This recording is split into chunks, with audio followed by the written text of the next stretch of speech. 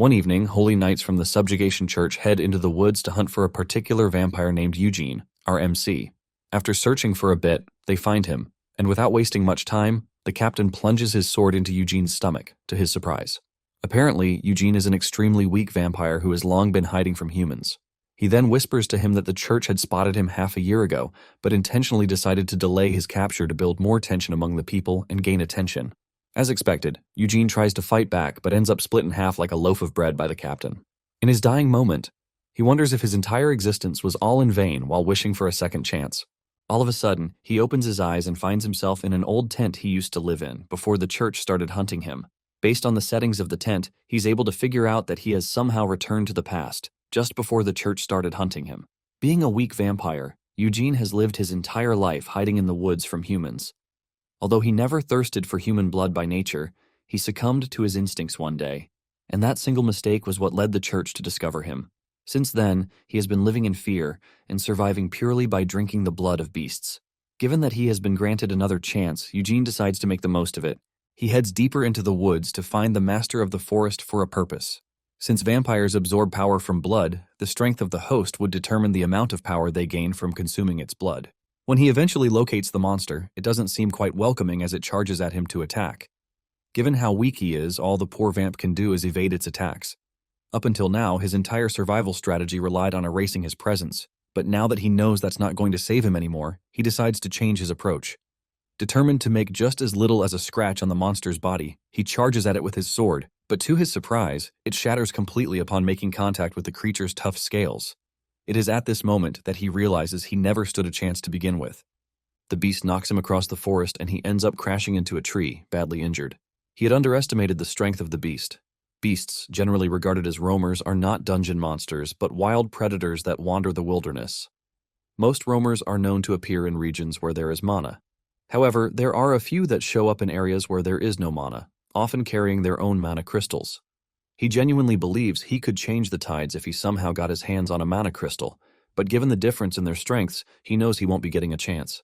The monster swoops him into a nearby pond and bites the upper half of his body, making Eugene regret throwing away his second chance as well. In the process of giving up, a glimmer of hope crosses Eugene's mind, and he realizes he can't keep living as a weakling.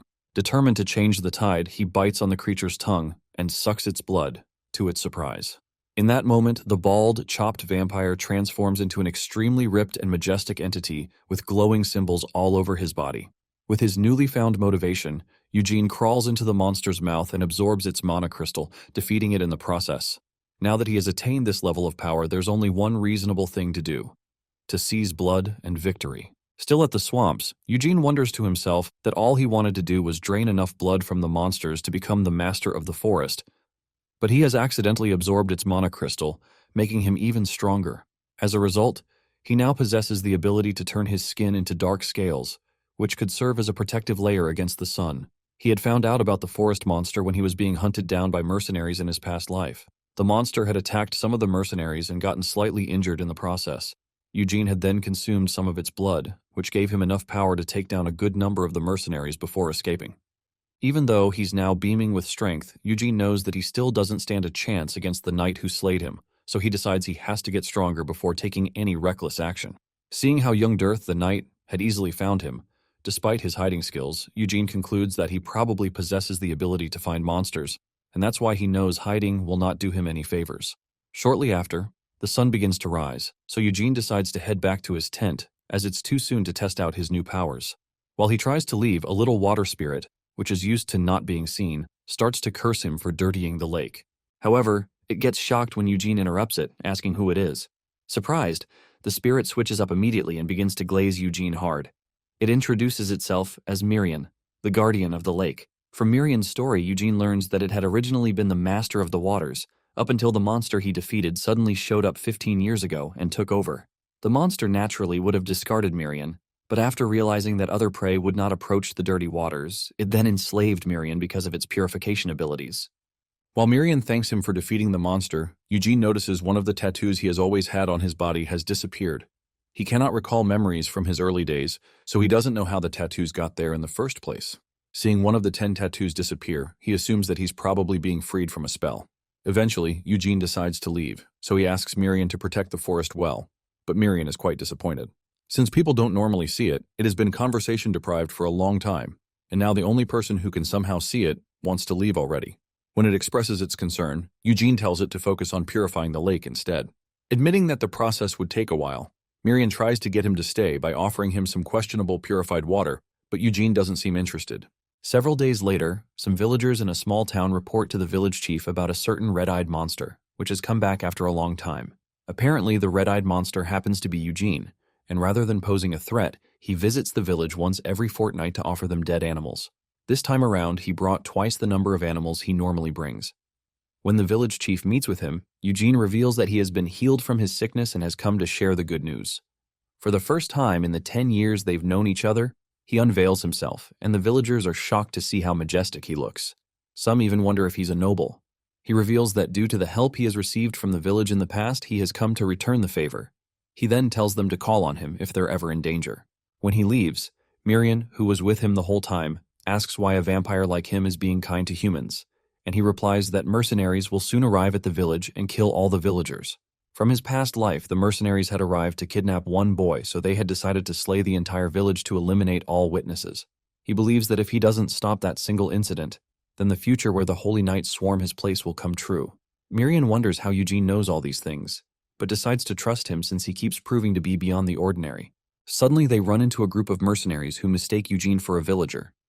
Determined not to let him alert the rest of their arrival, one of the men charges at him to kill him, but Eugene beheads him easily with his bare hands. Eugene knows he has to gain the villagers' trust, but right now he has a bigger priority, testing out his new powers. Standing before the mercenary group in the woods, Eugene sees it as a good opportunity to test his strength. Seeing how Eugene had easily killed one of them with his bare hands, the mercenaries then realize that he's a vampire. Since vampires happen to have a bounty placed on them by the church, the men decide to try to capture him alive for the reward. However, when some of them charge at him for the purpose, they end up sharing the same fate as the first mercenary.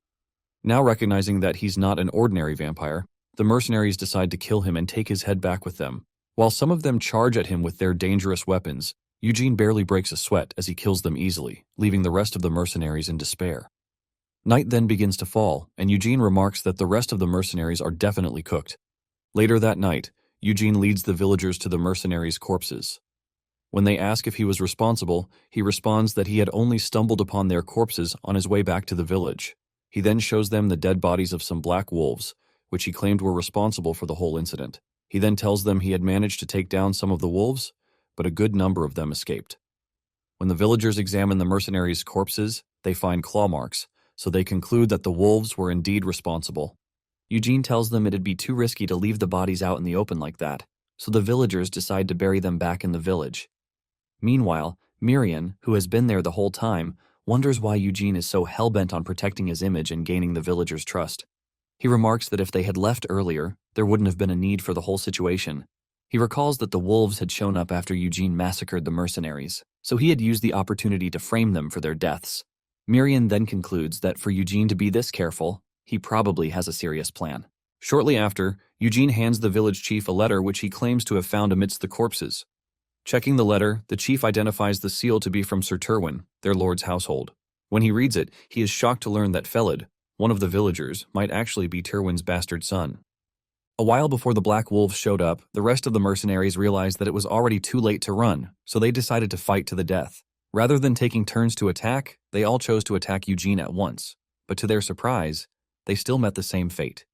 Eugene had spared one of the men intentionally and forced him to answer his questions. He had learnt from the man that they were sent by Lord Turwin's sons, Kamara and Vthril Turwin, to kidnap Felad to stir up political problems. Eugene knows the kind of person Vthril Turwin is, so he can say for a fact that a knight like him would never order a group of mercenaries to slaughter the villagers. He had then concluded that the massacre must have been the mercenaries' personal decision. In his past life, the disappearance of the entire village was what led to the search, which resulted in him being discovered by Vthril and young Dirth. After getting all the necessary information, he had killed the mercenary and dumped his body with the rest, before focusing on the wolves, which were already beginning to gather. When the villagers realize that they have to take Felad to Turwin's castle, they begin to panic because the mercenaries, whom they believe were meant to escort him back, are no more. In the midst of the pandemonium, Eugene then tells them he'd be willing to carry out the task on their behalf. When they tell him he doesn't have to go that length for them, he tells them it's nothing. He then decides to surprise them with the biggest secret about himself. His name is Jan Eugene, and he's actually a knight. Still out in the woods, the villagers are shocked to hear that Eugene is a knight. Although Mirian is quite worried that the villagers might see through his bluff, Eugene seems a little too relaxed. Based on the reaction he got from the villagers when they found out that Felad is Lord Turwin's son, he can tell that they've not seen a noble before. They ask why he has been moving in hiding for years, wondering if it's a kind of special knight training. But Eugene simply replies that, due to various circumstances, he had to cut ties with people and start living in the forest. The villagers then conclude that the reason he was able to survive on his own in the forest for so long is probably that he's a really skilled knight.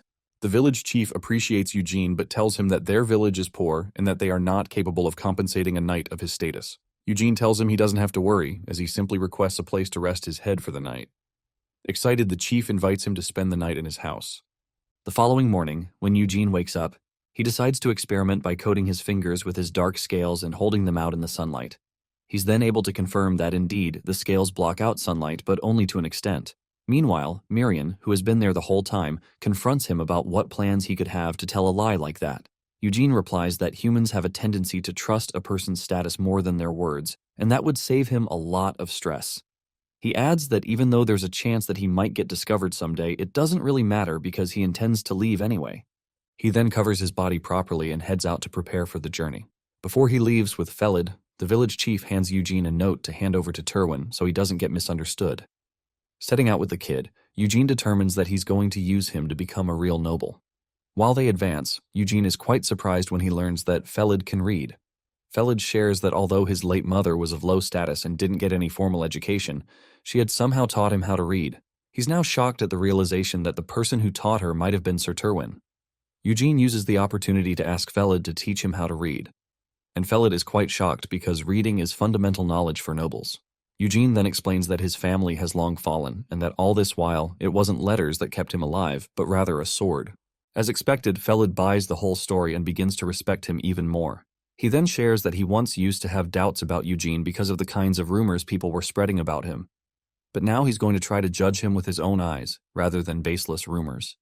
He agrees to teach Eugene how to read so he won't have to feel embarrassed around others. While he asks Eugene to tell him more about himself, an arrow is fired from a distance towards Felad. Thanks to Eugene's sharp skills, he's able to stop the arrow right before it hits Felad in the eye. They then recognize the people responsible as bandits. While the bandits try to intimidate and rob them, Eugene loses his shit, so he draws his sword and beheads them one after the other, putting Felad in complete shock. After taking care of the bandits, he then wonders why humans like to prey on those weaker than themselves. He then turns to Felad, asking if this is something he'll also get to understand once he learns to read. He holds the little boy's face and tells him he's free to believe whatever he wants to believe, but assures him that as long as he's with him, no single drop of blood will touch his body. Continuing their journey, Eugene and Felad get to a market where they witness some people being ripped off by some greedy merchants. Felad then tells Eugene about how the village chief always gets riled up at the way things are handled anytime he follows him to the trading arena. He then warns Eugene, in case he intends to carry out any trades, that he should be careful as well, so he doesn't get ripped off too. Eugene, however, is dead broke, so he knows that he has to at least have money before he can decide whether to be careful or not. He then decides to sell some of the black wolf leather he had taken along. When he presents them to a shopkeeper, the man seems impressed, as that kind of leather is quite difficult to come by, considering the amount he had brought as well. The shopkeeper looks at him closely to analyze his clothes, and after confirming that Eugene is just a wanderer, he sees him as an easy target to rip off. The man tells Eugene that the damage to the leather is too much, and for that reason, he'll only be paying him 18 silver coins for it. When he looks Eugene in the eyes and notices his piercing gaze, he gets chills, so he decides to increase the pay to 23 silver coins. The process then keeps repeating itself until the man agrees to pay 30 silver coins for the leather. Clueless, Eugene agrees, and they finalize the trade. Later that evening, while Eugene, who had changed into some fancy clothes, sits by the fireside staring at a bunch of letters on a paper, Mirian compliments his clothes. Eugene, who didn't realize why the shopkeeper kept adding to the price of the leather, had assumed he was simply a nice person. Mirian tells Eugene he should have gotten even nicer clothes, but Eugene replies that he only needs something that can help him block out the sunlight. Mirian then cuts in, stating that, as a vampire, Eugene is meant to be living a life of luxury rather than roaming around in mid-clothing. With the amount of knowledge Mirian possesses, Eugene wonders if Mirian only lived in a swamp, as he claims. Mirian then explains that he was originally in the spirit realm and that was where he learnt everything he knows. Felad then shows up shortly after and asks Eugene who he's talking to. Not wanting to reveal Mirian's identity, Eugene simply answers that he was talking to himself. Felad then apologizes for his unruly display. Apparently, while skinning a rabbit, he had remembered the incident where Eugene beheaded the bandit group earlier that day, triggering him to start throwing up. After settling down, he decides to resume teaching Eugene how to read and write. Due to his fast assimilation process, Eugene already understands some words, but the characters still seem like worms to him. He asks Felad if learning is originally meant to be this easy, and Felad replies that he just happens to be a genius. He then goes ahead to brag about how he was also a fast learner back when his mother was teaching him. Eugene points out that simply knowing how to read and write might not be enough for Felad to become a noble's child overnight, and he agrees. While Felad admits that he's not actually expecting Lord Turwin to welcome him openly, they get interrupted by some mercenaries who ask if they can camp with them. Analyzing their weapons and formation discipline, Eugene can tell that they're real mercenaries, unlike the ones he had slaughtered. When the men ask where they're headed, Eugene realizes that lying would only draw suspicions. So he tells them. Coincidentally, the mercenaries happen to be headed in the same direction. They ask for a space to camp in exchange for alcohol, water, and meat. But Eugene can't help but feel suspicious. When the captain and one other mercenary introduce themselves, Eugene tells them he's a knight, causing them to raise their eyebrows. Raybon, one of the men, believes Eugene is faking it, so he calls him out on the spot, trying to get him to admit who he really is. According to what he knows, knights are expected to own horses and fancy armor, and with the looks of things, Eugene owns neither. Besides, he points out that he has never heard of him or his family in the first place. Since Eugene had already told Felad he's a knight, he concludes that taking it back is not an option. He knows the mercenaries have simply come for a place to camp, but he makes up his mind that if they keep pressing him like this, then things are bound to get ugly. Besides, judging from their number, he's pretty confident that he can kill them all. He then slowly reaches for his sword and prepares to do the needful once more. While in the forest, Eugene glares at Raban, who accuses him of faking his knightly status. He considers the option of killing all the mercenaries, but as he reaches for his sword, Partek, the captain, grabs Raban and knocks him out with a punch. Eugene and Felad are shocked at the turn of events, but Partek apologizes to Eugene for Raban's rudeness by bowing to him and calling him sir, and this stuns his fellow mercenaries. Eugene accepts his apology and tells him to settle close to his group. While Partek gracefully accepts, Eugene notes that he has to become a real knight as soon as possible to avoid pointless suspicion. A while later, after the mercenaries make a campfire not too far away from Eugene's, Raban wakes up abruptly, and he momentarily suffers from an existential crisis while wondering where he is. Annoyed, Partek calls him an idiot and asks him how he could rush at a knight without having any sense of fear. He corrects the boy by whacking him on the head and telling him that they are alive because of him. He scolds Raban, who does not understand what's so scary about Eugene. Partek tells Raban that he shouldn't judge based on appearances only. Partek starts by telling Raban that Eugene is dressed in a lycanthrope leather worn that the price would at least cost over 10 silver coins. Upon learning the amount, Raban freaks out after learning it's at least 3 times more than his monthly pay. Partek then reveals that he saw Eugene reading earlier, so being learned makes him above an average person. Partek goes on, describing how Eugene was very close to drawing his sword earlier due to Raban's foolish remarks, and they all could have gotten killed, or better still, 2 mercenaries might have survived. Surprised, Raban asks Partek how he knows that, and Partek tells him that he noticed Eugene's right hand in his robe and his left foot drawn slightly back. Based on that stance, he knew how skillful Eugene was at being able to set the center of gravity to match his sword, so he had to quickly intervene to avoid Raban's head from flying off.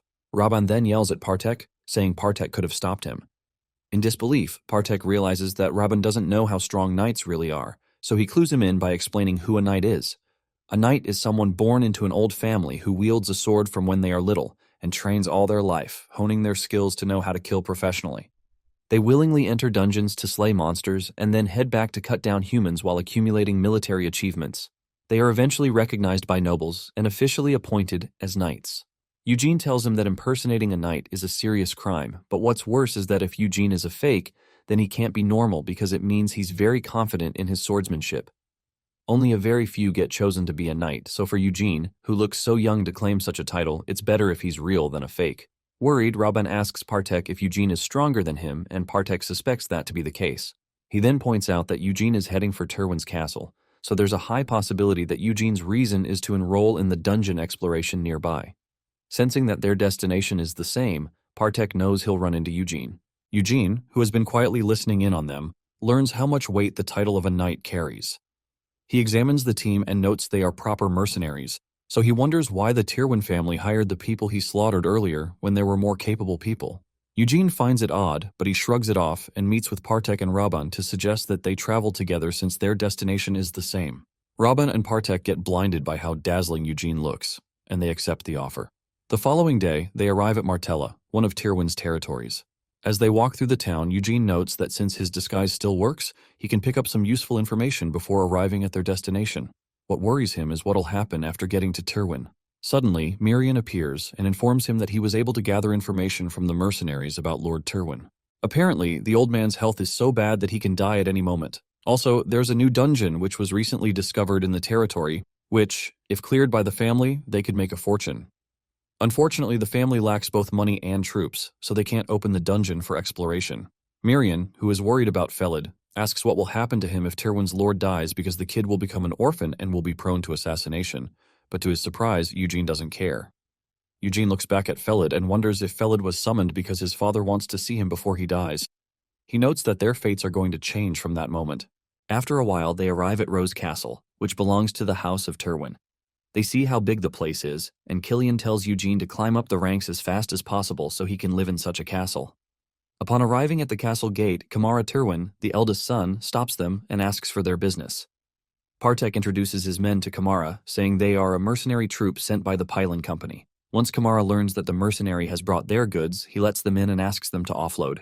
Eugene, on the other hand, walks separately from them, so Kamara asks who he is, and Eugene introduces himself as a knight, which shocks Kamara, but before he can state his business, another voice calls out to Kamara, angry at him for doing his work. Eugene immediately recognizes the voice and sees it's Vthril, the commander of the vampire hunting unit who first discovered his hideout and tormented him in the past. At the castle gate, Vthril asks his brother why he's doing his job, then Kamara reminds him who the heir is and how he doesn't need permission to do what he wants. While the brothers argue, Eugene shows Vthril the letter from Brosdwin's chief GEV, but before Vthril grabs the letter, Eugene gives it to Kamara. Kamara reads it and learns about how the mercenaries sent to bring Felad got killed by wolves. He learns Felad is their father's bastard son and their new brother. He greets Felad politely, saying their dad has been waiting for him. As for Vthril, he stares daggers at the boy and then orders his men to take Felad in and freshen him up. Felad is shocked when a guard grabs him and takes him in. As Vthril angrily takes his leave, Eugene tells him to wait and wants to discuss his reward. He asks Vthril to permit him to meet the lord of the castle, but Vthril angrily disagrees. He tells Eugene that their father isn't well, so he'll pay him in gold coins and demands that Eugene leave. Eugene emphasizes how hard he worked to get to the castle, but Vthril glares at him, ordering him not to repeat himself. To his surprise, Kamara agrees. The heir sees no big deal. After all, they are going to introduce Felad to their father, so there's no issue with Eugene seeing him. Vthril disagrees, saying their father doesn't wake up during the day, and it would be unwise for a stranger to see him. This makes Kamara tease him, indirectly reminding him who the heir of the house is. He then apologizes to Eugene, saying he can't meet with their father based on the schedule Vthril has provided. With that, he dismisses Eugene and takes Felad inside. Eugene realizes that Kamara had no intention of letting him see their father from the very beginning. Suddenly, a tall man carrying multiple men calls out to Vthril and dumps the men on the floor like a sack of potatoes. He explains to the shocked noble that the men were caught stealing from the villagers instead of training, so he brought them to him. He then asks Vthril for permission to kill one of them to serve as an example to the others. Vthril, who doesn't want Eugene to learn of his household affairs, urges the huge dude indoors to discuss their matter. Partek watches from behind and tells Eugene that the huge man is a knight with a bright future named Galfredic. Partek knows Galfredic as the knight who placed third in the Evergrow family tournament. That day, the knight swept through more than 1,000 competitors with his monstrous strength and skills.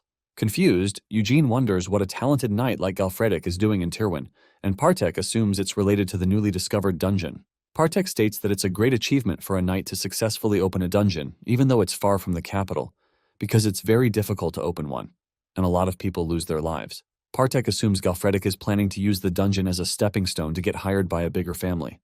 After hearing Partek out, Eugene confirms that Partek has done his quest, so he offers to hire him. Later that evening, Kamara watches Vthril and Galfredic punish the mercenaries who had stolen from the villagers earlier. Kamara vows to open the dungeon this time around. He notes how Vthril has been openly going after the successor position ever since their father's health declined. Kamara notes that Vthril is also trying to open the dungeon, since it must be the reason he brought Galfredic over. While lost in thought, wondering who to employ to help open the dungeon, Kamara hears a knock on his door. His servant then tells him Eugene wants to see him.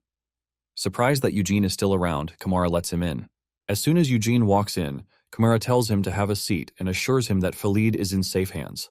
He promises Eugene that their father will reward him as soon as he wakes up. Kimura then thanks Eugene for handing him the letter earlier, and Eugene tells him it's only natural since he only has business with the lord of the estate, so he was surprised when a third party intervened. Amused, Kimura asks him what he wants, believing Eugene wants to be certified by meeting the lord of the house. Eugene affirms it's one of his goals, but then raises an offer. He asks Kimura to let him join the dungeon raid. Kimura is surprised by the request and he bursts out laughing. He calls Eugene an interesting fella, and after observing Eugene's messy outfit, he remembers Eugene calling himself a knight, and from what he heard, Eugene had killed about 5 robbers in a dungeon raid. Kimura then asks him why he's participating in the raid and if it's to boost his image. Eugene crosses his legs and tells Kimura the offer won't do him any harm because he wants only 100 silver coins and half the dungeon loot, excluding the mana stones. After hearing him out, Kimura says the little reward Eugene is asking for is more of a reason for him to get suspicious. Eugene then turns the tables on him by reminding Kimura that he isn't the one in a corner, but Kimura. In Kimura's office, Eugene proposes and Kimura checks him out. Based on Eugene's state of clothes, Kimura concludes that Eugene must be a wandering knight with no house backing him. Kimura knows how some knights fight for honor, so he classifies Eugene as one of them since Eugene isn't demanding much. When Eugene reminds Kimura of how backed in a corner Kimura is, the heir is shocked to know how far Eugene has read into them and how smart he is to know which card to play. He smirks as he learns that Eugene is different from most knights he knows, so he accepts Eugene's deal. While briefly staring at Kimura's hand, Eugene recalls Partek informing him about how hard mana crystals are to purify, as well as the high cost required to get them done. Partek had promised to introduce Eugene to a trading company to help him sell the mana crystal byproducts. Partek had advised Eugene to just tell Kimura that he would just be taking the byproducts, and that way, Kimura would have no choice but to accept the proposal. A while later, Vthril hears the news of his brother recruiting another knight to join in the dungeon raid, so he considers it a waste. Galfredic then mentions how dangerous dungeons are, so he tells Vthril that he is against it if the knight is some half-baked amateur. Vthril then mentions how he's also on the same page because he believes Kimura doesn't have connections to get a good knight since he doesn't get along with neighboring nobles, nor does he have a large network. Seeing that they are on the same page, Vthril asks Galfredic to tell the knight how they feel. As Galfredic wonders why Vthril is dumping the work on him, they hear footsteps, and shortly afterwards, Kimura shows up. He then introduces Eugene as his new knight who will work with the mercenaries and join the dungeon subjugation party. Surprised to see Eugene again and seeing the squad Eugene plans to lead, Vthril tells his brother that they cannot hire someone whose origins and skills are unknown. Kimura agrees he doesn't know Eugene's origins, but then he tells Vthril he can vouch for Eugene's skills. He starts by informing his surprised brother about how he heard that Eugene had used just a short sword to kill the bandit group that had been terrorizing their territory all this time. As Kimura vouches for Eugene, Galfredic throws a dagger at Eugene, but Eugene parries it at the last minute. Everyone is shocked by the sudden occurrence. Galfredic then apologizes for his rudeness. He walks up to Eugene and says Eugene seems to have grown up quite sheltered since he doesn't have scars or sunburn. He then asks Eugene if he can test his skills.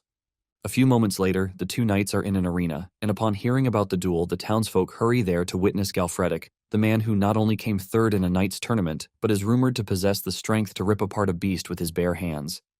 As they gather, many of them already feel sorry for Eugene before the match starts. Galfredic smiles as the match is about to begin. He takes out his sword, strikes the knight dueling pose, and Eugene does the same, and it surprises the huge knight. The referee signals the commencement of the match, and the men clash evenly with their swords. Galfredic then beckons Eugene to come at him, and Eugene charges right at him. He pressures Galfredic, sending the huge knight to be on the defense, or so it seems to the average spectator.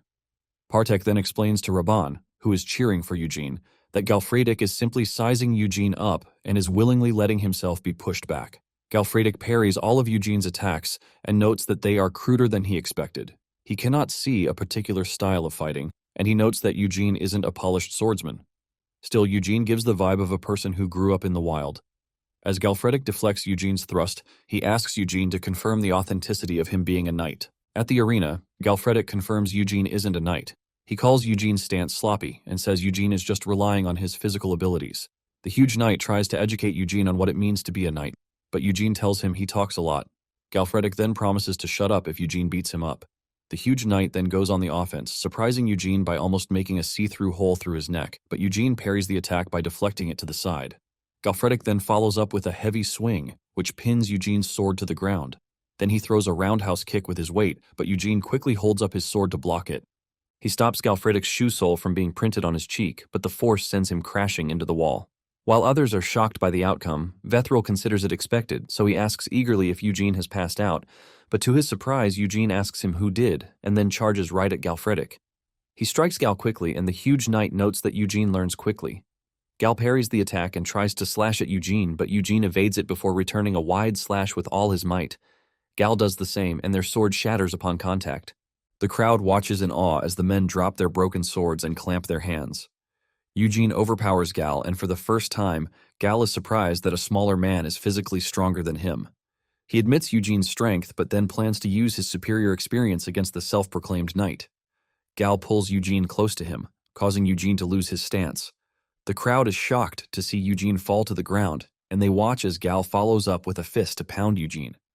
To everyone's surprise, Eugene gets back on his feet and then draws Gal close to him, causing the big guy to lose his balance. He then swings his fist at the huge knight. Gal, who already realizes Eugene's learning rate, wonders where he came from.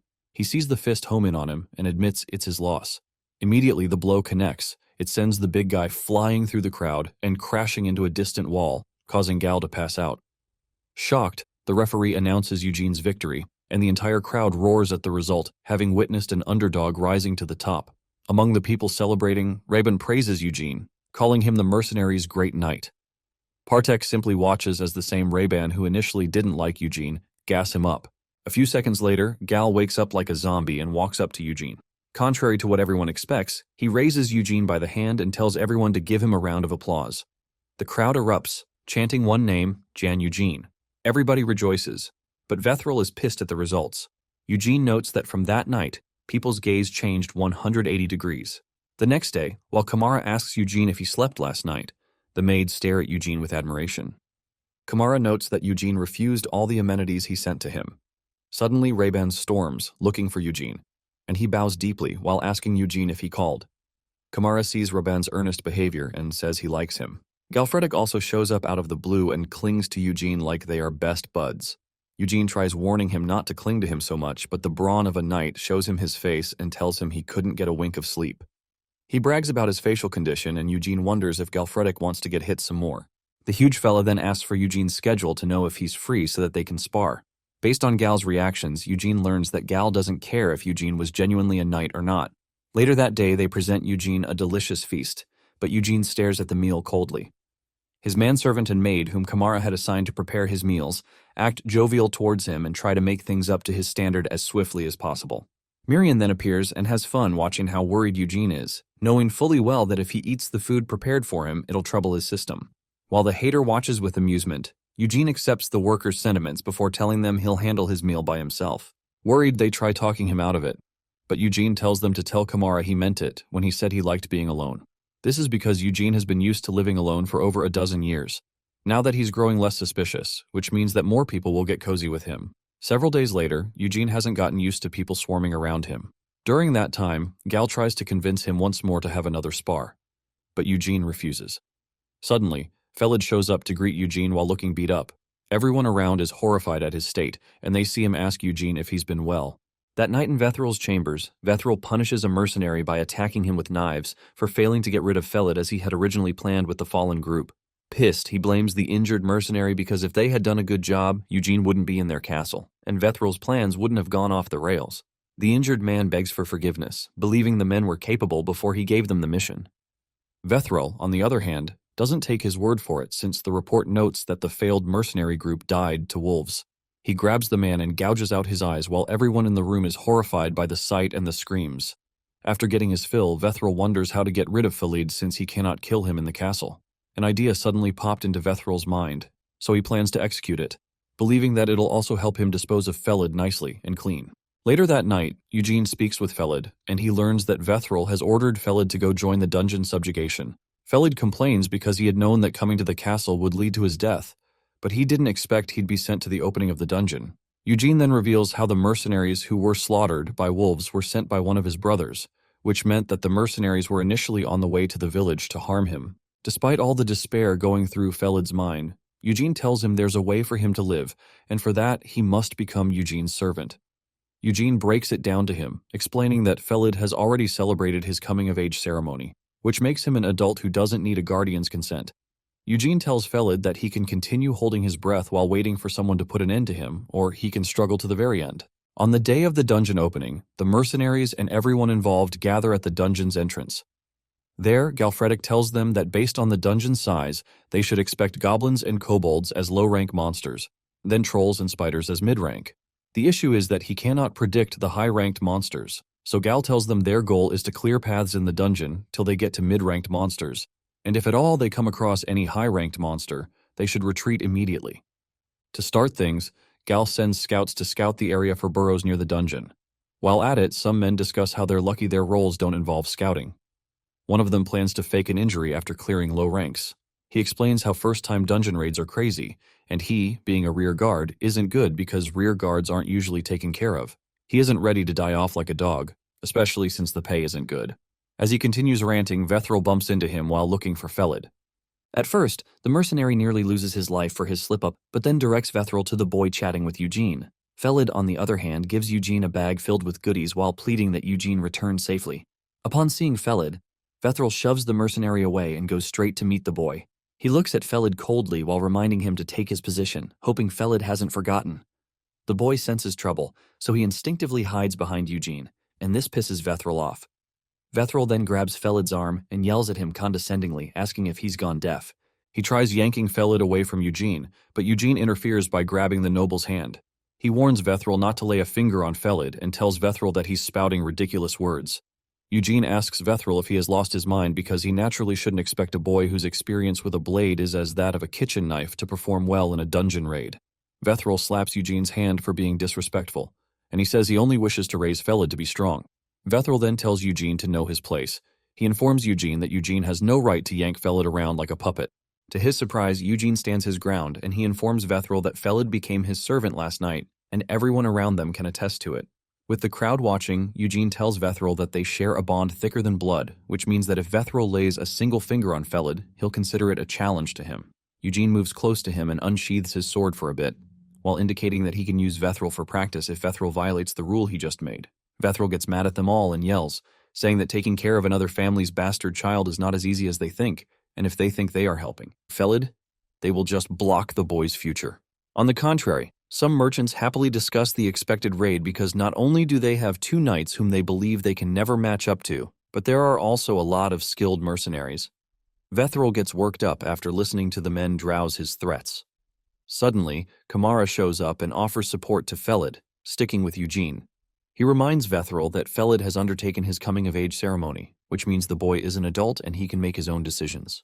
While watching the siblings, Eugene notes that Felad is a prey that the predator has confirmed, and the best situation for the weak boy is to form a pack. Eugene watches as Vthril, the predator, cannot do anything to Felad, who is surrounded by strong people. Suddenly, a scout returns from his trip and he informs them that there isn't any trace of roamers nearby, so no monster has escaped the dungeon's burrow. With that, the team proceeds with the dungeon opening. The giant dungeon doors open and the mercenaries prepare to follow the knight. Just before they enter, Galfredic turns to them and tells them their lives are in their hands. The 6 words echo in their minds as they cautiously prepare for battle. In one word, Galfredic orders them to advance, and they all follow suit. As the dungeon door closes, Kamara and Felad tell Eugene to be careful and that they'll meet in 4 days. After going several meters into the dungeon, the party is attacked by hordes of goblins. The rascals pour in nonstop and the humans grow wild, slaughtering them.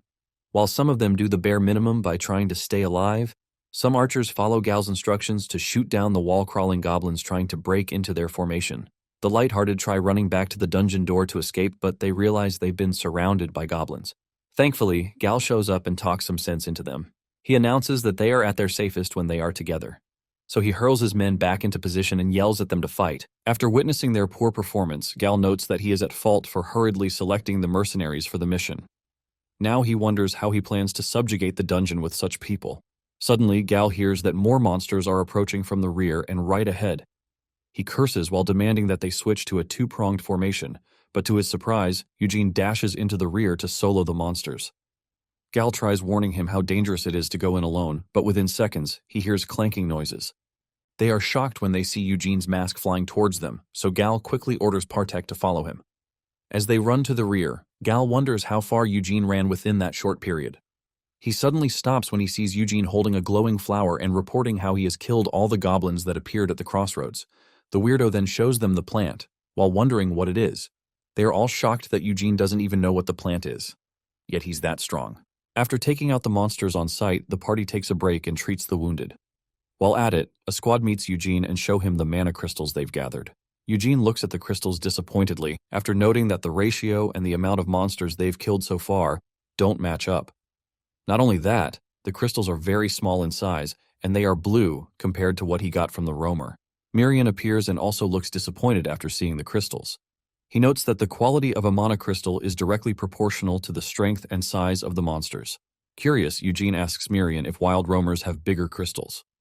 Mirian disagrees, saying that roamers are simply monsters that escape from the dungeons, and it doesn't necessarily mean they'll have bigger crystals. Mirian says roamers with big crystals are rare and hard to find. As Eugene thinks back on that alligator calling himself lucky for getting its crystal, Mirian concludes, based on the rate they are getting crystals, that it's pointless to gain favor and enter dungeons from nobles. As he wonders if there are high monsters in the dungeon, a scream echoes loudly. Upon hearing it, Gal complains about not getting time to rest, and he orders his men to get back into their formation. To his surprise, they look like they'll collapse anytime soon, so Gal angrily informs them that he and Eugene will be at the front lines while they trail behind. To avoid any slackers, Gal threatens to punish anyone caught running away. Eugene is surprised that he's been positioned in the front line since it's his first time in a dungeon, but Gal explains that the mercenaries aren't being helpful, so Eugene will have to step up. Also, the monsters they are about to face aren't a walk in the park. Gal points to the silhouette, noting that the monsters there are the ones who control the goblins as foot soldiers. This means they are about to face some intermediate-level monsters. If they eventually beat the monsters, then high-ranking monsters will be waiting for them in the core of the dungeon's depths. As Eugene quietly listens, he recalls gaining his hardening ability from his battle with the wild roamer. Now he wonders what other ability he'll gain if he consumes another mana crystal. He then tells Eugene that he can hear at least 50 footsteps about 100 meters away from them, and there are heavier ones behind them. Curious, Gal hands Eugene a spear and asks him to throw it towards the monster. Eugene takes the spear and flings it with all his might. The object crashes into a troll, and everyone immediately charges to fight the incoming monsters. Eugene charges head-on, so Gal orders his men to follow and support him. The men obey as instructed, and then try telling Eugene they've come to support him, but they freeze up on seeing Eugene leap on the troll and cut its eye. Eugene cuts the fingers and stabs it in the head. On that day, the definition of knighthood was engraved in the eyes of those who witnessed Eugene in battle. The very definition that humans knew as the characteristics of a knight was flipped when they saw Eugene do battle. In Eugene's case, his style of fighting was far beyond admiration, but the style of a bloody beast. After killing a swarm of goblins, they decided to rest for a little while and aid the injured, but the mercenaries were shaken by trauma. Crema noticed that most of their combat strength had lost the ability to push on any further. However, it was not due to physical fatigue. It was mental exhaustion caused by the scene Eugene had created. Crema knew they could advance no more and decided to tell Eugene that they should withdraw, as they had already achieved the target they had set. However, Eugene responded that he was not tired yet and insisted it would be a waste to turn back, since they didn't know when the next subjugation would occur. Eugene added that they were free to return first, but Crema shouted that they just had to advance together, which terrified the already exhausted mercenaries. Eugene stepped down from the corpse of the huge goblin he had just slain and ordered Crema to lead the subjugation party out of the dungeon, informing him that only he and his mercenaries would proceed. Crema realized that Eugene had noticed the mercenaries' fatigue and was choosing to be considerate. He began to think of Eugene as a warm-hearted knight who cared for soldiers weaker than himself, hidden behind a sharp exterior. Crema, having no other choice, turned around and followed Eugene, thinking that Eugene was a man who made him reconsider what a knight truly was. A moment later, Eugene and his mercenaries headed deeper into the dungeon.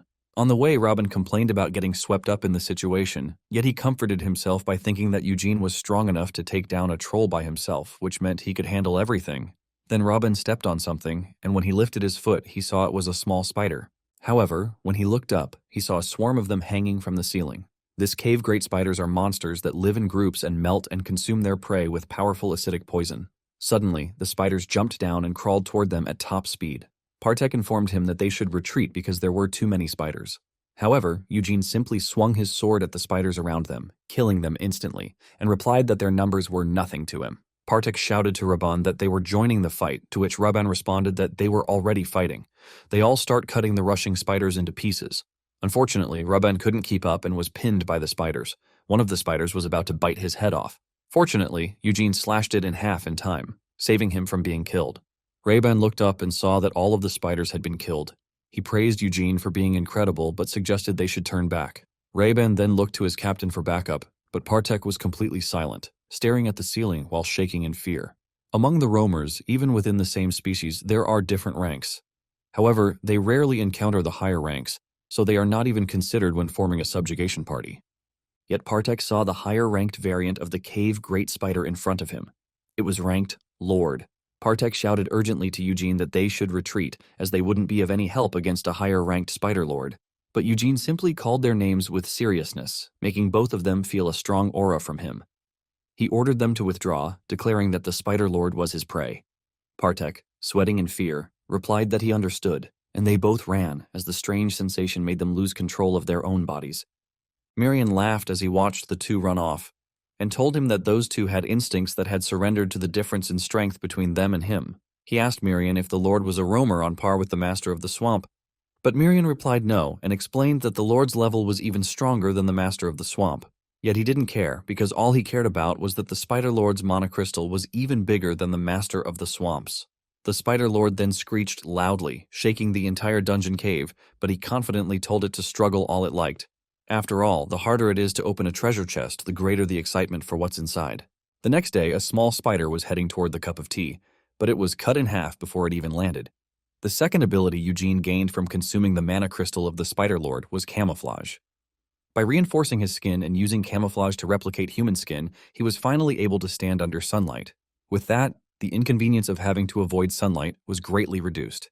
A lady then noticed that he was walking around without his mask and asked why he had worn it all that time just to hide such a beautiful face. The noble ladies were deeply attracted to him and tried to flirt with him, but he felt uncomfortable, and it didn't help that Mirian was teasing him as well. One of the ladies asked if his lineage included elven blood because he was so handsome. This surprised him, and he realized things were becoming more troublesome. Just then, Crema, who had been choking someone, overheard the comment and rushed over excitedly.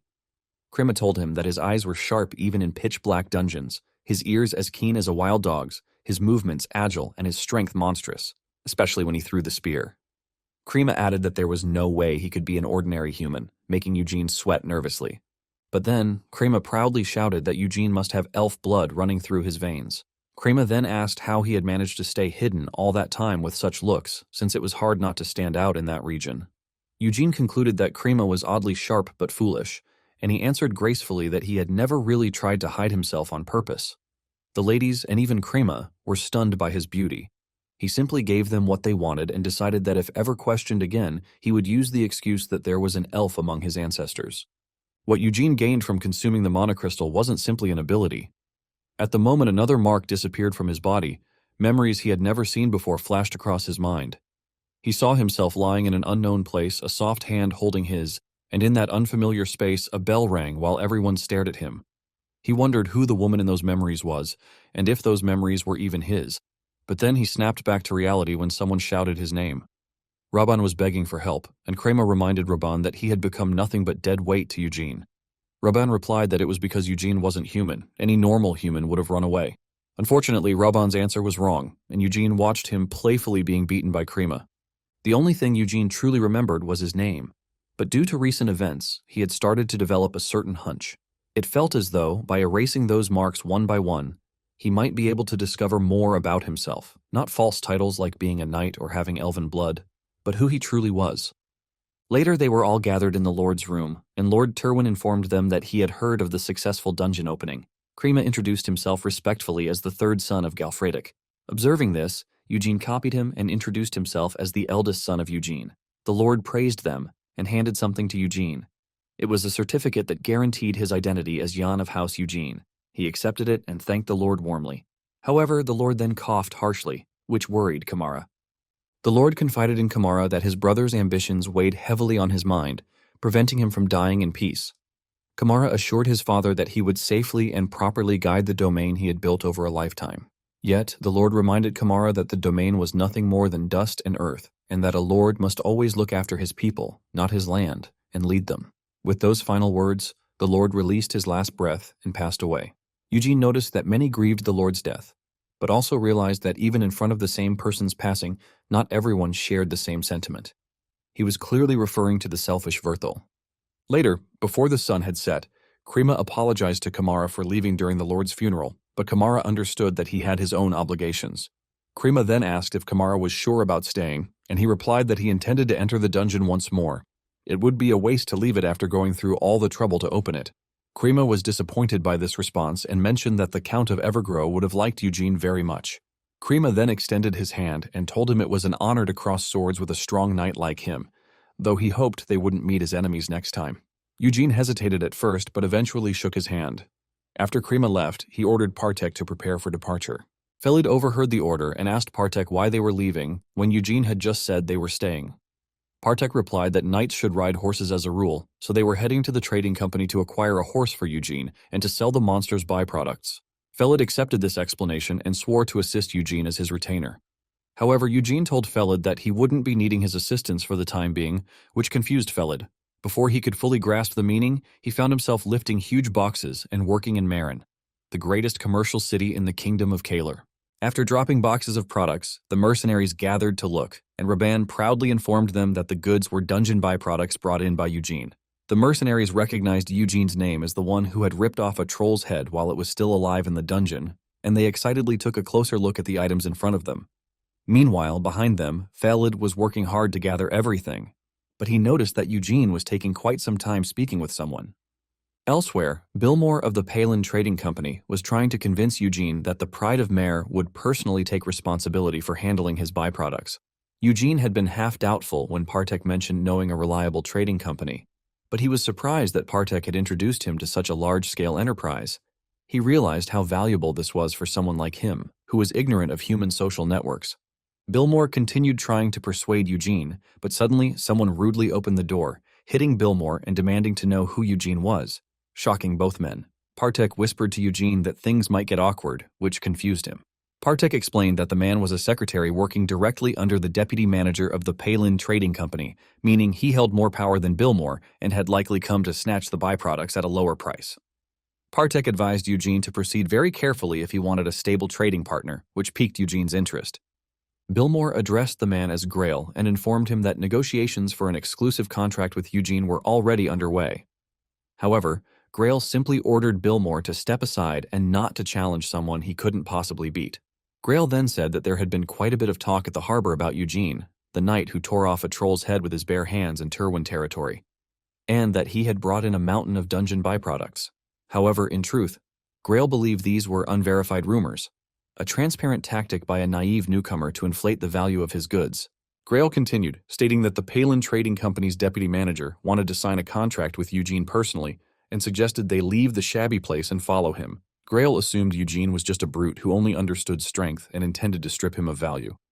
But suddenly, Grail felt an overwhelming pressure as Eugene stared at him. Gripped by fear, Grail quickly changed his tone and respectfully introduced himself to Eugene, explaining that it was a good opportunity. Eugene calmly asked what kind of opportunity he was referring to. Grail, now stammering, replied that it was a chance to sell the byproducts under better terms since the deputy manager would personally handle the deal. But Eugene wasn't convinced and intensified his stare, pushing Grail further into fear. Grail apologized again, insisting that he hadn't meant to be disrespectful. Still, Eugene didn't back down, and eventually Grail had no choice but to flee in panic, shouting that he would return another day. Billmore was moved to tears, having just rejected a contract with the deputy manager on Eugene's behalf, though he didn't fully grasp the implications. Nonetheless, he swore to offer Eugene his full and unwavering support, begging him to reach out whenever he needed anything. Billmore then excitedly asked when they would begin the proceedings, and Eugene replied that they would start immediately. Meanwhile, at the Palin Trading Company, Grail reported to the deputy manager that Eugene had rejected their offer and confirmed that he was no ordinary man. The deputy manager told Grail to raise his head, explaining that knights often acted out of honor or pride. She added that they could simply make things difficult for Eugene in their own way, since merchants like them had power through money and goods. She noted that it wouldn't be particularly hard, especially against a penniless knight without even a proper horse. She then ordered Grail to deliver a gift to Eugene, one too valuable for a poor knight to refuse. Elsewhere, Felad asked Eugene if he was ordering him to stay and continue selling the byproducts, to which Eugene replied yes. Felad didn't understand and asked if it was because his skills were still too lacking to accompany him. Trying to persuade him, Felad promised to begin sword training immediately.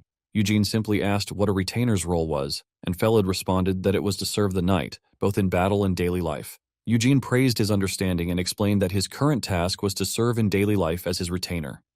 He instructed Felad to sell the byproducts he brought back from battle and accumulate funds, declaring it the mission his knight had assigned him. He turned to leave, telling Felad he could figure out the rest while living and working with Billmore, who would teach him plenty about business, in all sorts of ways. Felad felt disappointed, but reminded himself that, if not for Eugene, he would have died long ago. Throwing a tantrum now would be disgraceful.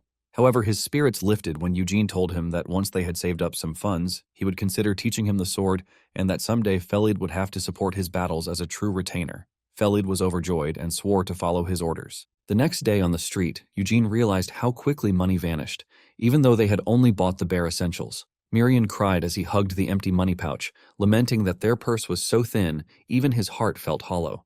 While Miriam was acting, Eugene noticed something to the side, a set of shining armor. Partek told him it was plate armor, a true dream for every knight. When Eugene asked if it was expensive, Partek explained that it wasn't just expensive. Even wealthy knights often passed down such armor through generations, making it highly valuable.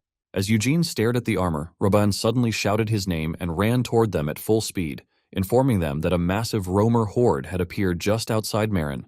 Raban explained that the roamers from the forest east of Marin were pushing into the city, and that local guilds were barely holding them back. Partek suggested they should participate in the subjugation, but Eugene asked why.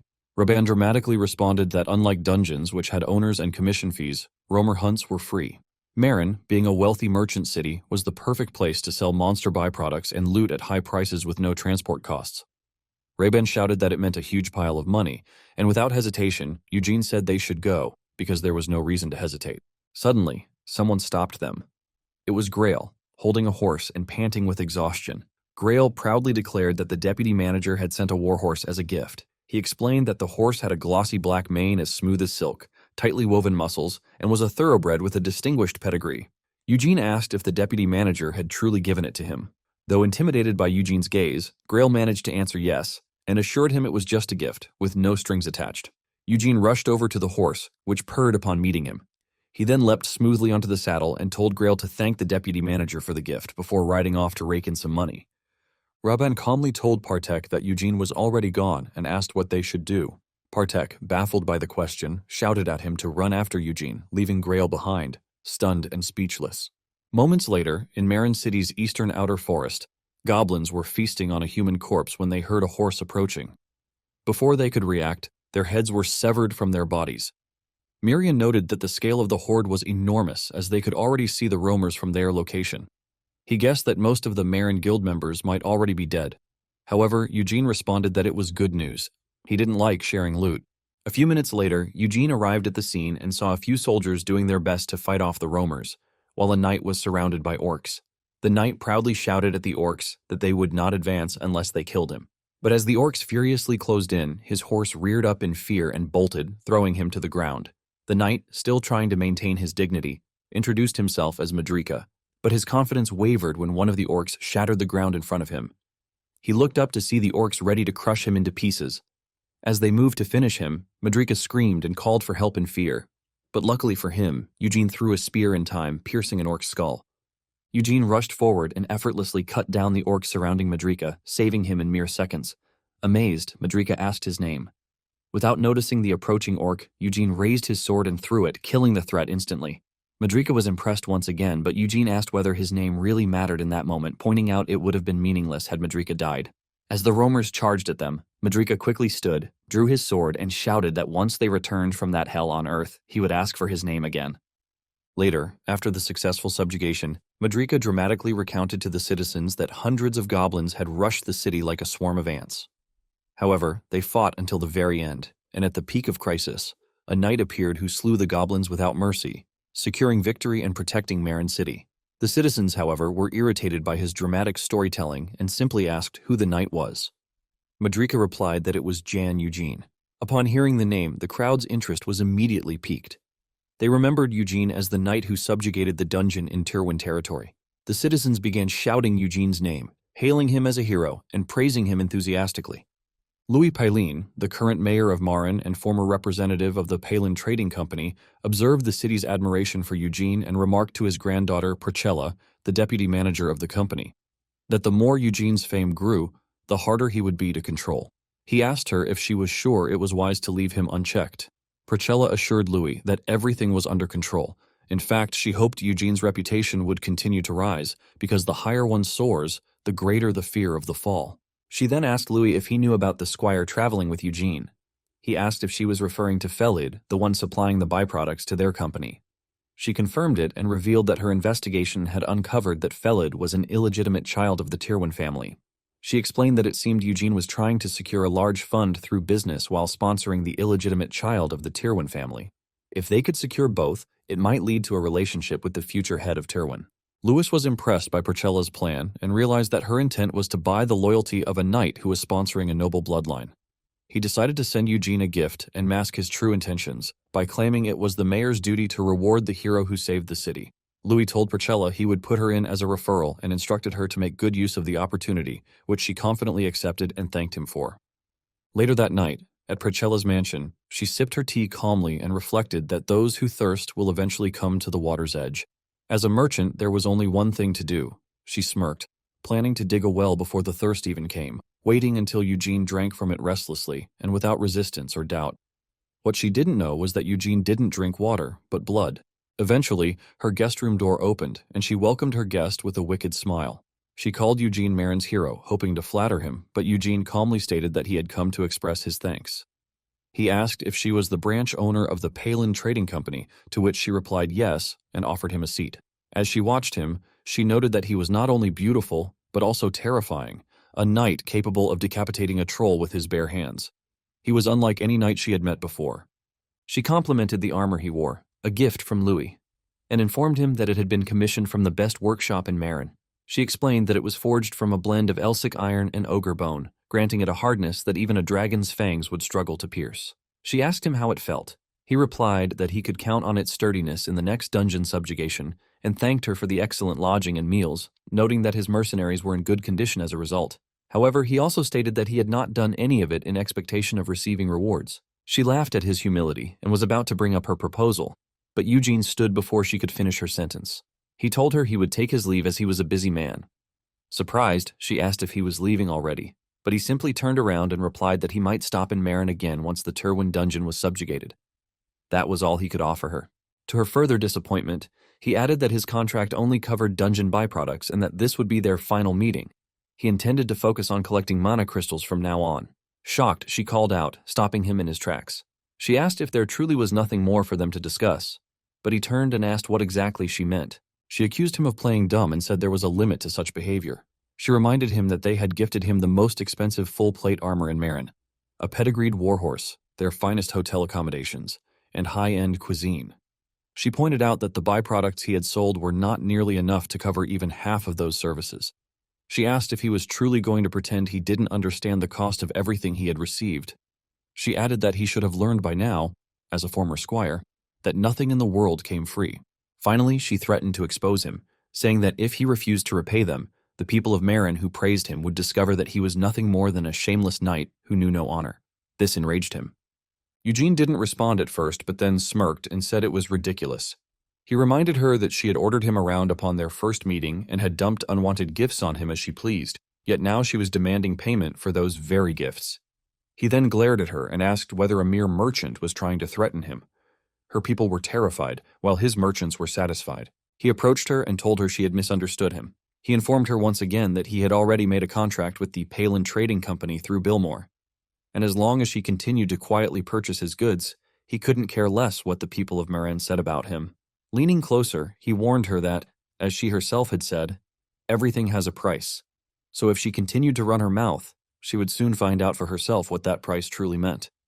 Turning around once more, he stated that from the outside it only looked like Palin was colluding with the city of Marin to persecute the knight who had saved it. He warned them that if that's how things continued, then during the next crisis, not a single knight would be willing to step forward for Marin. Robin and Partek followed him as he walked out, but before they left, Partek turned to Priscilla and remarked that it was truly unfortunate. He added that if her approach had been different, they certainly could have built a good relationship. Stunned by a mix of fear and embarrassment, Priscilla nevertheless managed to calmly beg Eugene to stop. She bowed before him and sincerely apologized, admitting she had been discourteous. She acknowledged that her desire to gain the upper hand had clouded her judgment and asked to start their relationship anew. She explained that they would maintain the existing contract with Billmore but wanted to add a few clauses and swore that there would be nothing for him to worry about. Priscilla had encountered countless knights who wagged their tails the moment lavish patronage was offered. To her, most so-called knights were fools chasing fame and wealth. But she realized Eugene was different. He was too dangerous to toy with. She cursed herself for misjudging him and now understood why her merchant instincts screamed that she mustn't let him go. Fortunately for her, Eugene sat down, agreeing to at least hear her out, but warned that it had better be a very tempting offer. She felt immense relief and thanked him for his mercy. Later, Eugene and his mercenaries were on their journey again. Miriam was admiring his new suit and loudly declaring that he was the coolest in the whole world, while Eugene simply brushed off the compliment. Partek informed him that he had secured a very favorable contract and explained that the Palin Trading Company was so large and far-reaching that it couldn't be ignored. Partek added that Palin had hundreds of branches throughout the Roman Empire, with Marin as their main base, and they primarily conducted business with noble houses that owned local magic domains, such as House Turwin. Partek assured him that Palin had been extremely generous in offering unlimited dungeon and labyrinth mediation across its branches. At that level, it might even be more beneficial than receiving an appointment from a noble house. Partek then praised Eugene for his brilliant push-and-pull negotiation. But Eugene admitted he had only said those things because he was annoyed. Suddenly, they heard someone mockingly ask if simply wearing shiny armor made someone a knight, and a bald man teased Eugene for having a pretty face that couldn't possibly wield a sword properly. Miriam was angry, but Eugene ignored it. Kamara then approached to greet him, and Eugene dismounted his horse, asking if he should call him Lord Turwin. Kamara told him to use whatever title he preferred and commented that Eugene had changed quite a bit. Eugene asked about the current situation, and Kamara replied that instead of being humbled, Vthril had simply hired new mercenaries again. But something was off. Eugene asked what he meant, and Kamara reminded him of the mercenaries who had been killed by the Black Wolves, as they were a particularly nasty group. For some reason, the mercenaries Vthril had brought this time gave off a similar feeling. Kamara then informed him that he would serve as the commander of the dungeon subjugation party. The bald man spat in anger at the announcement and asked sarcastically if he'd become commander if Eugene died in the dungeon, which made his group laugh and angered Kamara. The bald man clarified that it wasn't something he really wanted to say, but a dungeon wasn't a picnic. He added that human life in a dungeon was as cheap as a fly's, and they had to prepare for the worst. Smirking, he looked at Eugene and sarcastically said he would be counting on him. Eugene calmly responded that it wasn't a bad idea. If he died, the bald man could take over as commander. He then announced that they had countermeasures in place and would move forward at once. Miriam complained about the bald bastard, and Eugene assured him that he already knew. It was clearly one of Vthrill's tricks, intending to use the mercenaries to get rid of him inside the dungeon. Eugene and his mercenaries entered the dungeon first, followed closely by the suspicious mercenaries. Eugene had a feeling the subjugation might actually be entertaining. A moment later, Eugene was busy killing roamers along the way, neatly piling up their corpses. He moved with no effort, while the bald man began to realize that Eugene's reputation wasn't exaggerated. Eugene was standing at the front handling the work of 100 men alone, while the other mercenaries practically just stood and watched. To the bald man, Eugene was like an overwhelming wall, a massive shield before them. He gripped his sword tightly, waiting for a single opening, just one chance to let his poison-coated blade graze Eugene's infuriating face. Eugene then informed everyone that up ahead was the area where only mid-rank monsters appeared, and from that point on, he could no longer guarantee their lives. Only those willing to take that risk should follow. He emphasized especially to the bald man and his squad that only those confident in keeping up were allowed to proceed. The bald man confidently replied that if Eugene was going, so were they, believing it to be their chance. Raban chose to follow, but Partek stopped him and told Eugene that they would wait for a bit. Raban was confused, and Partek explained that Eugene had a different plan in mind. Deeper in the dungeon, Eugene recalled the last time he had come with Krema. It was far less entertaining without him. Thinking back, Eugene realized that while he had only observed Krema briefly, he could tell Krema was an exceptional leader, one who knew how to lift morale at key moments and personally take on the most dangerous roles at the front line. With Krema, they could have cleared this dungeon safely, even with a mismatched party. Curious, he wondered how Krema would have handled the current situation, then turned to see the mercenaries drawing their weapons behind him. Eugene was pleased they had finally decided to drop the half-hearted act. He told them that if they were so eager to die, he would gladly oblige. Mirian gathered water around him, confusing the mercenaries. But Mirian simply laughed and unleashed a strong wave, extinguishing all their torches. Panic spread as they were plunged into darkness. Some couldn't believe Eugene could use magic. The bald man tried to calm his group and ordered them to relight their torches, unaware of the red eyes watching them in the dark. One by one, they were killed. In the pitch black, all they could hear were the screams of their comrades. Even when they tried to fight back, they could see nothing, and they were slashed and stabbed in the chaos. After a minute of screaming and begging, the bald man finally managed to spark a light using 2 stones. He cursed them, desperate for flame. But before he succeeded, he noticed the screams had stopped. The silence made him sweat with fear. Suddenly he heard footsteps approaching. Eugene whispered, asking if he needed fire. Then Eugene took the bald man's hands and helped him light the stones, mockingly telling him that he'd help if he was having trouble breathing, and that human eyes were terribly inconvenient in the dark. When the fire was finally lit, Eugene asked if he could see more clearly now, if he could see who was hunting and who was being hunted. The bald man saw a massive dead monster in front of him, and his entire squad killed behind him. All he could do was curse hopelessly and call Eugene a damn monster. Eugene opened his mouth and bit into the bald man's neck to drain his blood. Later, after the subjugation in Turwin Castle, Kamara rushed to meet Eugene and found him in the meeting room. Kamara, who was followed by Vthril, asked Eugene if the news was true. Vthril also asked what all the commotion was about, but Eugene simply replied that they could hear it directly from the person involved. He then threw the bald bastard in front of the brothers, and Vthril recognized him. The bald bastard admitted that he had tried to kill Eugene on Vthril Turwin's orders. However, Vthril claimed that the bald bastard was always spouting nonsense and had finally lost his mind. Kamara furiously demanded to know how far Vthril was planning to go, but Vthril snapped back that Kamara was the one who needed to come to his senses, and asked him if he truly believed the words of someone clearly insane. Vthril then leaned closer to the bald man and ordered him to explain himself properly. However, the bald man, under Eugene's control, suddenly rushed to the window, shouting that trash like him deserved to die. He jumped out, prompting Kamara to call out in panic, but the bald man was impaled on a statue's sword below, dying instantly. Vthril proudly told Kamara that the bald man had clearly gone mad after seeing someone torn apart by a monster, and asked if it wasn't more strange to believe Eugene's ravings. But Kamara replied that what was truly strange was feeling relieved that someone had just died, infuriating Vthril even more. Vthril then shouted at Eugene, claiming he was no different, and asking if he had no pride as a knight, accusing him of slandering him with absurd paranoid delusions. Calmly, Eugene asked Vthril if he could truly claim innocence in his honor as a knight. Vthril confidently answered yes. Eugene then drew his sword and pointed it at Vthril, declaring a trial by combat and staking both his knightly honor and reputation on the truth. Vthril, enraged and seeing Eugene's proud expression, accepted the challenge without thinking. Later, in the arena of Turwin Castle, everyone whispered about the rumors that Vthril had ordered an assassination. They were angry that he continued to cause trouble. Eugene and Vthril stood facing each other, with Kamara as the official witness. Kamara announced that since both sides' claims sharply conflicted, a duel would determine the truth, and that the truth would be granted to the victor in accordance with the righteous will of the gods. He then offered his wish that guidance be given to the winner. Vthril charged first, swinging his sword at Eugene, but Eugene blocked it easily. When Vthril attempted a second strike, Eugene deflected that one as well.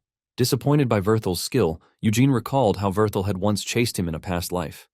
And now he couldn't believe he'd been hunted for over a decade by someone so pitiful.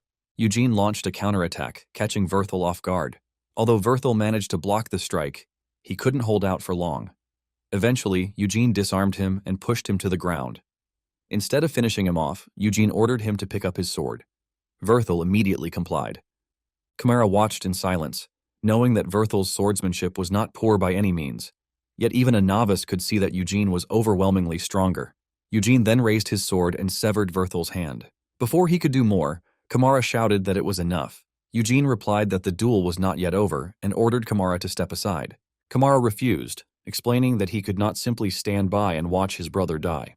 Since Vthril could no longer fight, he could not prove his claim through the duel, which meant the victory went to Eugene. However, Vthril, consumed by pride, screamed that he could still fight and that he would kill Eugene himself. Kamara ordered him to stop and informed him the match was already decided. As a knight, he should accept his crimes and repent in prison. But Vthril couldn't accept it. He shoved Kamara aside and charged at Eugene, screaming that if it weren't for him, if only he had never appeared in his life, he would never have had to suffer such humiliation. Eugene raised his sword. Before Vthril realized it, he could no longer move. He saw his armor on the ground and his older brother upside down. Eugene told him that he should have taken the last chance his brother gave him. Vthril's head lay on the ground, separated from his body. Everyone was silent as Eugene quietly left the arena, leaving Kamara to mourn his foolish younger brother. The next day, in Marin City, Eugene was walking through a corridor when Mirian asked him if he didn't think it was a pity.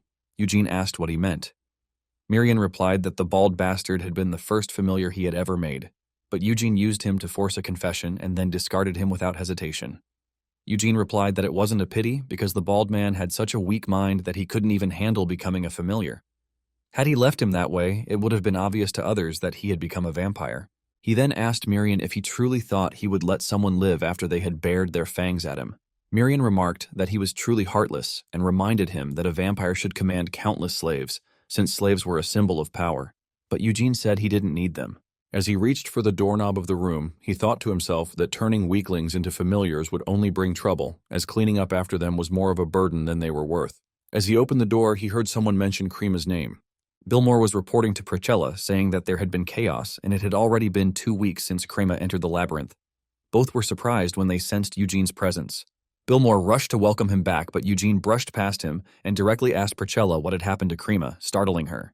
Minutes later, Eugene was riding his horse at full speed, recalling what Priscilla had told him, that 2 weeks ago, Krima had taken part in a labyrinth subjugation in Count Evergrove's domain and had gone missing alone inside the labyrinth. She added that they had thoroughly searched the entire mid-rank monster area but found no trace of his personal belongings. Krima had failed to return from the high-rank monster zone. Hearing this, Eugene rushed toward Count Evergrove's territory to save his friend. Days later, he arrived at Count Evergrove's mansion where the Lord welcomed him warmly. The Lord told him that he had heard much about him, and remarked that Eugene was far younger and more handsome than the rumors suggested. Eugene respectfully bowed and thanked the Lord for the warm reception. The eldest son of House Evergrove, Jevin Evergrove, stated that the situation was urgent and suggested they continue the discussion inside his office. Once seated, Jevin explained that Krima had let his ambitions get the better of him. They had planned to grant Krima an appointment if he succeeded in the raid, but they didn't expect him to enter the upper levels of the labyrinth on his own initiative. Eugene asked if Jevin was saying Krima had acted independently, to which Jevin replied yes and explained that the upper levels Krima had entered were an area House Evergrove had been unable to touch for over 100 years, as it was where the so-called Master of the Labyrinth resided. Eugene asked what the Master of the Labyrinth was, and Lugates, a knight of House Evergrove, replied that it was a being who ruled over the entire labyrinth.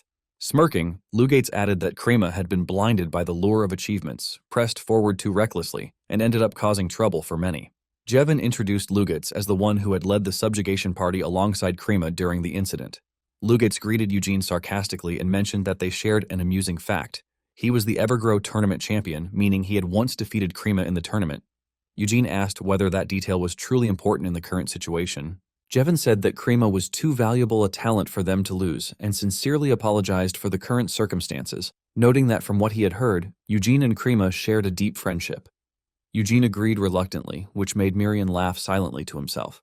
Jevin assured Eugene that they would offer their full support as Krima's close friend and informed him that, for the past 100 years, every attempt House Evergrove made to subjugate the upper levels had ended with the entire party going missing. Because of this, once someone had been missing for over a month, they officially declared them dead. Jevin then asked if Eugene understood what he meant and warned him that Krima had been missing for 3 weeks. If they couldn't find him within the next week, there would be no hope. Eugene immediately stood up to begin the search, but Jevin stopped him, stating that a labyrinth was not a place to enter like a city marketplace. He told him a subjugation party would be prepared within 3 days, with Lugates leading, and advised Eugene to rest and recover until then. Though suspicious, Eugene thanked him. Before he left, Jevin informed him that they had recently hired a mage, and that the mage would be assigned to assist him as additional support. Later, in the streets, Mirian was furious at Lugates' attitude. He believed that Krima, while perhaps appearing a little lacking, was too strong to have gone missing easily. Mirian cursed both Lugates and Jevin, while Eugene noticed several inconsistencies. He remembered that before parting ways, Krima had told him he would have the credit for the dungeon opening raid officially recognized and would receive an appointment from the Count of Evergrove. Krima had also asked him to join him and make an impression. Eugene was sure Krima's appointment should have already been decided, yet now it seemed he had been subjected to another test. This made Eugene question why they had changed their minds. Furthermore, he doubted that Krima would act impulsively out of greed. If Krima had really entered the labyrinth, Eugene was certain he would have assembled a competent team and proceeded with caution. Suddenly he heard shouting and people rushing. Someone was screaming that the Messiah would come. An old man on a stage, standing before a strange eye symbol, announced that on the day a red shadow was cast over the moon, the goddess of victory would grow wrathful and descend to wipe out the land. Despite the chaos, the people pushed forward to listen. The old man declared that the calamity had already begun, and that repeated tremors near the labyrinth had caused wild beasts in the nearby mountains to die en masse. He added that a highly skilled knight had recently disappeared in the labyrinth, prompting Miriam to realize the man was referring to Krima. The old man instructed the crowd to sprinkle fresh calf blood at the labyrinth gate and to offer the remaining meat in a ritual feast, claiming that if they did so, the Messiah would descend to save the land steeped in crimson. The townspeople panicked at the prophecy. Miriam commented that the entire atmosphere was not that of a normal town. A child handed Eugene a flyer, shouting that God was enraged, but it wasn't too late to believe. Eugene read the flyer, which described the deaths of wild beasts near the labyrinth due to earthquakes. He wondered if part of the labyrinth had collapsed and decided that 3 days was too long to wait. He told Miriam they would scout ahead on their own to look for Krima, much to Miriam's delight. Unbeknownst to them, a girl nearby was eavesdropping. As they passed, the woman whispered that she was surprised to see a vampire walking around. Caught off guard, Eugene immediately turned and dragged her into an alley. He pinned her against a wall and demanded her identity, asking how she had recognized him so quickly. He warned her that if she didn't answer, he would crush her neck. She pleaded for him to let go so she could speak, but he refused. Finally, she revealed that she was a blood shadow. Miriam found the term familiar, then suddenly remembered what it was. He rushed to stop Eugene from killing her and informed him that she was a mage from the Blood Shadow School, a school that had served vampires for generations. Even so, Eugene didn't let go until it was too late and she lost consciousness. A moment later, the mage awoke and angrily asked why he had attacked her without a word. She shouted that he should at least release someone's neck before expecting them to answer. Eugene apologized, but Miriam scolded her for speaking with a villain's tone in the first place. After clearing her throat, she formally introduced herself as Sirenoar Romari of the Blood Shadow School, retainers to vampires. She explained that due to their school's affinity, they could instantly sense a vampire's presence. She also revealed that Jevin had asked her to find Eugene, and that she had heard he and Krima shared a deep friendship, causing Eugene to swear that he'd sew Krima's mouth shut when he found him. She then revealed that she had also been part of the subjugation party during Krima's disappearance, which surprised him. When asked for details, she explained that at the time she had needed a monster byproduct, so she had personally applied for the labyrinth subjugation announced by Count Evergrow. The Evergrow labyrinth was notorious for its difficulty, but since it had been discovered 100 years ago, all areas except the upper levels had been fully cleared. The group had moved forward with relative ease. While advancing deep inside, a sudden and tremendous roar shook the entire labyrinth, and the ground beneath her feet collapsed. Just as she was about to fall, someone grabbed her. Krima, who had been guarding the rear, saved her, falling into the depths in her place. Thanks to him, she survived and regained her senses. However, everyone else believed the earthquake had occurred because Krima had opened the door to the upper levels. She told Eugene that she had survived thanks to Krima, and that she felt obligated to tell the truth, hence why she had come to find him. She added that she never imagined he would be a vampire. Eugene, as he suspected, realized Jevin's story didn't match. He wondered if Jevin had lied to him directly or if someone else had twisted the facts. Sirenoir then revealed something else. When she looked down into the depths where Krima had fallen, she saw an enormous eye drawn on the ground. Eugene asked for confirmation, and she confidently affirmed it. He then recalled the flyers handed out earlier by the cultists in the plaza, and was stunned to realize that the image on the flyers matched the symbol she described. Meanwhile, in the underground depths of the labyrinth, cultists were in the midst of worship. Their leader stood before them and ordered everyone to welcome him with all their hearts, the one who would lead them to salvation, for he would soon awaken. 3 days later, Eugene stood in front of the labyrinth alongside his mercenaries, while Lugates stood with his soldiers. Lugates asked if he was excited at the thought of seeing his close friend again, and remarked that he hoped there would be no need to carry out a corpse. Eugene replied that Krima was not the type to die so easily, which surprised Lugates, before causing him to burst into laughter. Eugene glared at Lugates. He had wanted to enter the labyrinth days ago, but he was certain that Krima's disappearance wasn't an accident. That was why he chose to observe Lugates' movements closely. He believed that if Krima had survived for 3 weeks, another 3 days wouldn't be the end of him. Suddenly, several figures in robes approached and introduced themselves as Templars from a monastery under House Evergrow. They greeted Eugene and excitedly expressed how moved they were by his willingness to risk himself for his friend. They offered to fight alongside him in the name of God, which surprised Eugene even more, and made Miriam laugh, since the man had just offered divine aid to a vampire. Lugates noted that Templars normally only followed divine orders, and that it was rare for them to take interest in a knight. He added that Eugene could consider changing his class to Holy Knight later, if he wished, prompting more laughter from Mirian and Sierra Noir. Eugene, however, continued to glare at Lugates with suspicion. He then ordered Partek to step aside with him for a moment, and Partek followed immediately. A short time later, the group was inside the labyrinth. After some progress, they paused to rest briefly. Mirian was amazed by the amount of water energy present, while Eugene observed that unlike a dungeon, the labyrinth was an artificial space, deliberately arranged to ensure that survival was at least possible, yet monsters still inhabited it. He thought to himself that if things ever turned dire, hiding in a place like this and living on might not be such a bad option. Suddenly, Lugates approached and commented that it was indeed a fitting place for evil beings to lurk and hide. He complimented Eugene on his skills, pointing out that not a single man had died so far. But Eugene merely asked how much farther it was to the spot where Crema disappeared. Lugates told him not to be so impatient and sarcastically asked if he truly trusted Crema, before warning that the one Eugene should trust most was him, as House Evergrow had already fully grasped the labyrinth's traps. Still, he admitted there were casualties every time. Laughing, Lugates told him to consider them offerings to hope, since they would all make it out alive, an attitude that angered Eugene. Suddenly, the labyrinth began to shake. Lugates immediately ordered everyone to prepare, explaining that the layout of the labyrinth was changing. He told Eugene that they had reached the section where the walls constantly shifted and where the shortcut to the upper levels could be found. Cyranoir shouted that it was an earthquake, but Eugene focused his attention on Lugates and asked where exactly the shortcut was. Lugates replied that it was right where he stood. Then, slowly, the walls began to shift and closed in, separating Eugene from Lugates. The area changed around them. Cyranoir asked in a panic where they were, but Eugene quickly concluded that it hadn't been a natural earthquake at all. Crema had been framed, caught in a trap that Lugates had clearly seen coming. He was still trying to figure out Lugates' goal when Cyranoir called to him. Turning back, he was stunned to see Crema tied to a cross, bleeding heavily. He rushed over and checked his friend's pulse. Relieved that Crema was still alive, he knew that if they got him out and treated him quickly, he could be saved. But then Mirian shouted that something was off. He had been sensing something below them for a while. Suddenly, a strong wind began swirling around them, and a bright red light appeared above. From the wall, two enormous red eyes with sharp teeth and a long tail emerged. It was a minotaur, its body cloaked in pink flames. Cyranoir asked in disbelief how a minotaur could be there, but Eugene quickly ordered her to protect Crema. He then rushed at the monster, using stones to leap into the air. He raised his sword to strike, but before he could land a blow, the minotaur unleashed a blinding flash of light and a powerful wind that hurled him away, along with Cyranoir, who had been guarding Crema. The minotaur drew a black scythe and raised it above Crema.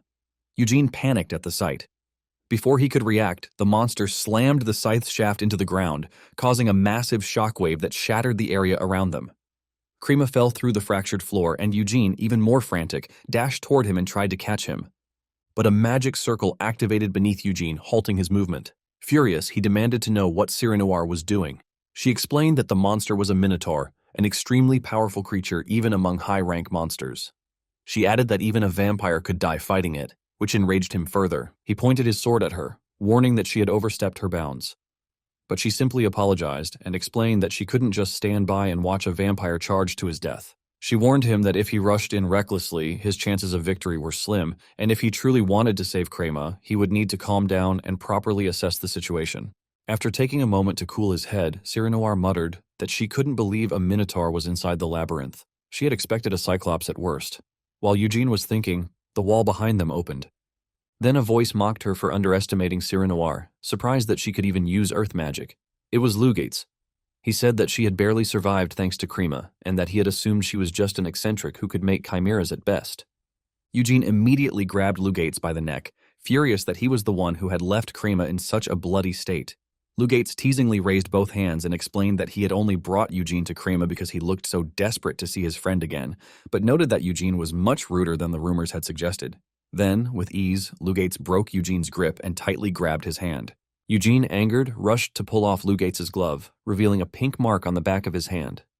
Cyranoir recognized the mark, and Eugene asked if he was correct in guessing that Lugates' brute strength wasn't his own. Cyranoir explained that the mark was a magic formula used to inherit someone else's power. Initially, it had been used to pass power between humans, but once people began inheriting the strength of non-human beings, it was completely banned, making it a forbidden spell. However, Lugate scoffed at the idea, calling it foolish. He claimed that forbidden spell was just a cowardly excuse made up by those who wanted to monopolize power. Then the robed men surrounding them spread out as Lugates declared that they were the chosen ones. When despair descended upon the world, they would be the ones selected by God to survive.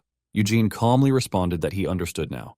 Lugates had defeated Crema using borrowed strength, then had the audacity to boast as if it were his own. At that moment, Eugene released his true power, swearing furiously to make Lugates understand exactly where he stood.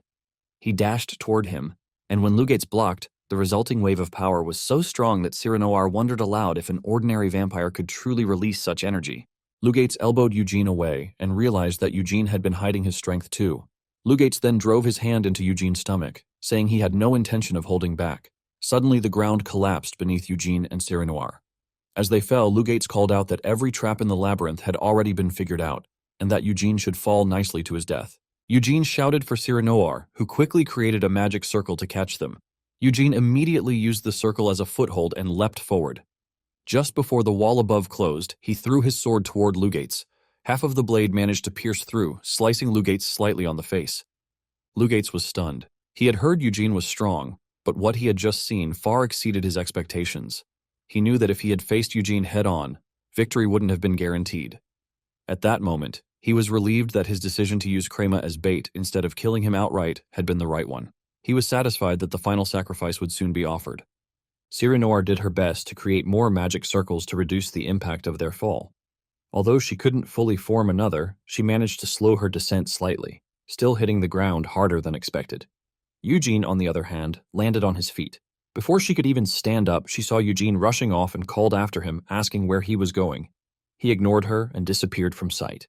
Left with no choice, she pulled herself up and hurried to follow, complaining to herself. But she froze in place when she saw Eugene holding Crema in his arms. Eugene asked her if she could save him. She admitted that healing magic wasn't her specialty, but Eugene pressed again, saying that wasn't an answer. Resigned, she shut up and decided to do her best to heal Crema. Miriam then told Eugene that there was no exit in that place. Eugene asked if there were any walls they could tunnel through, but Miriam replied that there were none. The place seemed to be the farthest end of the labyrinth, a sealed boss room. Miriam added that he had meant to mention it earlier.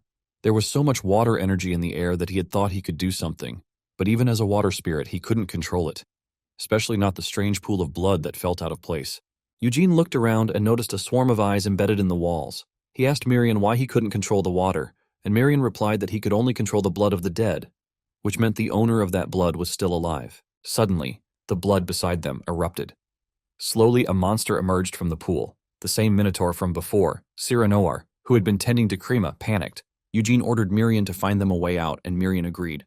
Eugene then drew his half-shattered sword and faced the massive minotaur. But he was worried. Crema still couldn't move. He reminded himself that he had to prevent the minotaur from moving freely. He charged at the creature. In response, it released a swarm of blades and launched them at once. Eugene managed to dodge everyone, sliding behind the minotaur and swinging his sword at its legs, but the blade did nothing. It shattered instantly. The minotaur opened its mouth and began spitting flames. Eugene narrowly avoided them, but while he was dodging, it threw more blades from behind. He sensed them just in time, ducked low, and leapt into the air to avoid being struck. He landed on nearby pillars, realizing that an ordinary sword wouldn't do. Eugene then drew blood from his own body, wrapped it around his shattered blade, and reforged it into a scythe. Throwing off his silver cape, he leapt toward the minotaur and slashed its back with his new weapon. Though the strike landed, it was shallow.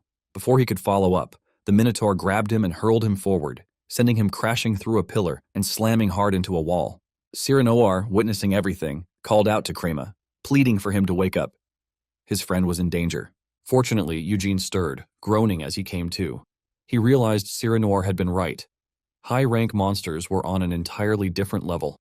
As the minotaur released a powerful gust of wind and summoned another wave of blades, Eugene cursed under his breath. The blades rushed toward him, and with no strength left, he was struck multiple times. Cyranoir called out in fear, but Eugene couldn't respond. He had no energy to fight back. The sensation of powerlessness crept in again, one he had become endlessly familiar with for over a decade. He thought he would be used to it by now.